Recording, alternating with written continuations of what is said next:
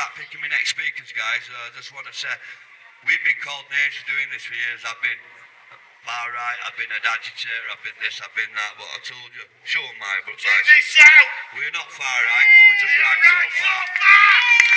Yeah, we're not far right, we're right so far! Right, next one up. I've told you everything. I've told you everything about Rochdale. Well, the next guy's going to speak to you about Oldham. The two, Rochdale and Oldham, and the abuse go hand in hand. Please give an absolute legend, an absolute round of applause. Raja Miah, ladies and gentlemen.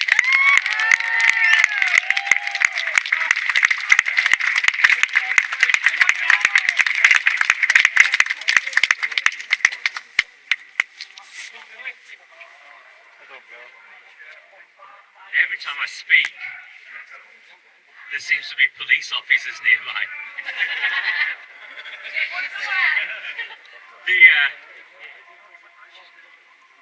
I always apologise, and I always need to apologise, because when I first came across this, I didn't believe a word. I'll be honest with you. I looked at it all, and I thought, no, these are just far right, no cases, none of this happened. Because none of this should ever have happened. Let's be honest, none of this should ever have happened. And it shouldn't have been left to a small group of men to be demonised in the way they have been for this to take place. And when I set off on this journey, I genuinely thought the system would do the right thing. I'm a product of the system. I spent over 20 years working for the government.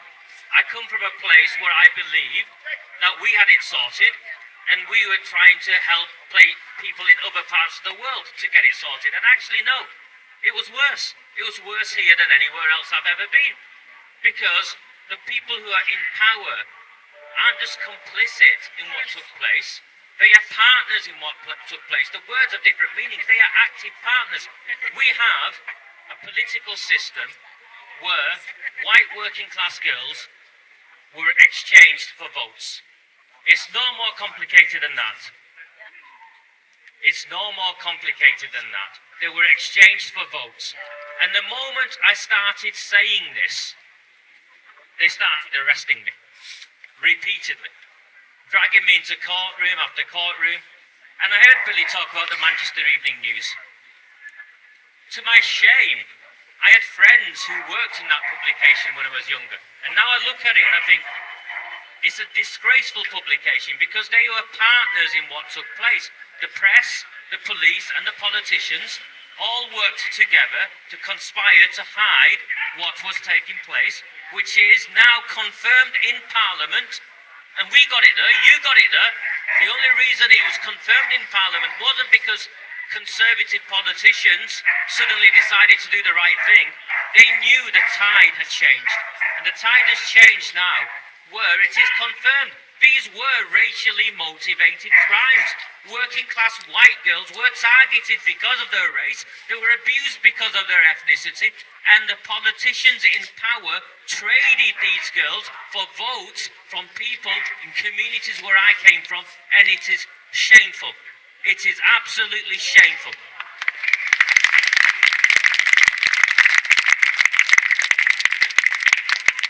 The Labour Party, the party in government, wrote to me recently. They sent the lawyers to write to me. I'm not a rich man. I live in a very modest flat with a daughter and her Lego collection. That's the extent of my life.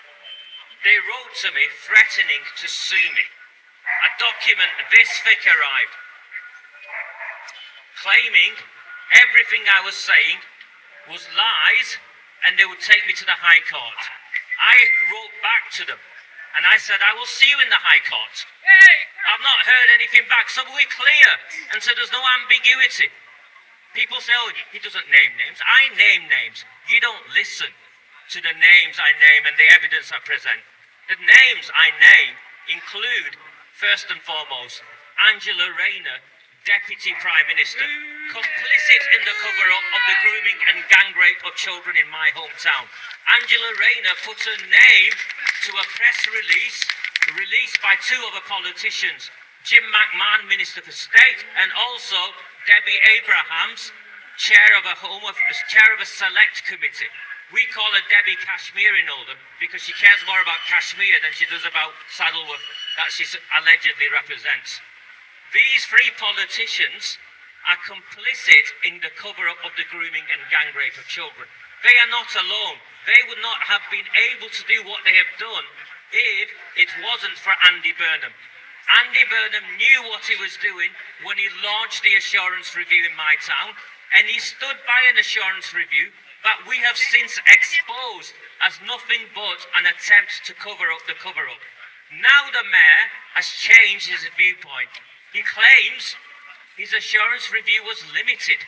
He only claims his assurance review was limited because we forced the truth out.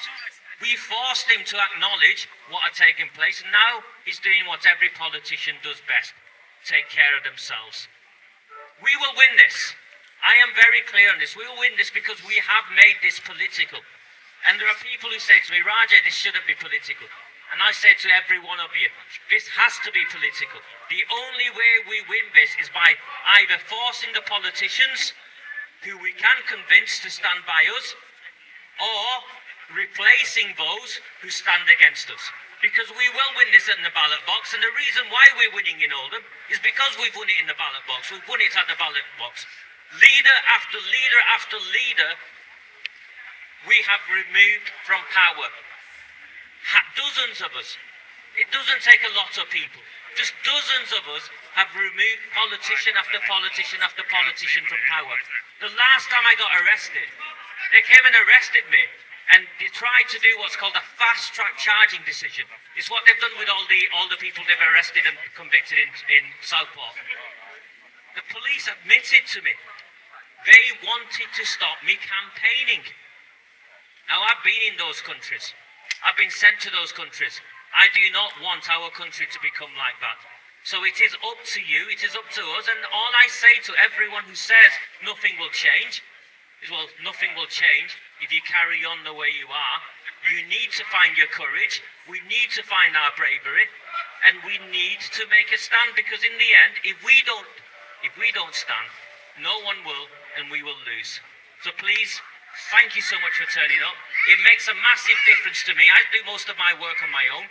So when I see people around me, it gives me fuel, it gives me courage. It means I know I'm not alone, and it makes a massive difference. So thank you very, very much. Thank you.